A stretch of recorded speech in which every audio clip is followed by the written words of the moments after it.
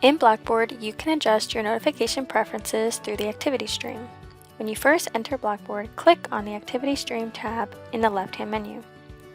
Then, click on the gear icon in the upper right-hand corner to adjust your notification settings. Your first settings are for the Activity Stream page that you see here. You can check and uncheck which items you wish to receive notifications for. Next is your email. You can choose whether you want to receive an email notification right away when something occurs in the class, or an email once a day with all the updates in your course. Again, you can check and uncheck which items you want to receive notifications for. Lastly, you can adjust your app notifications if you use the Blackboard app here. You can check and uncheck the items to adjust your settings. You can also change when you want to receive reminders through the app.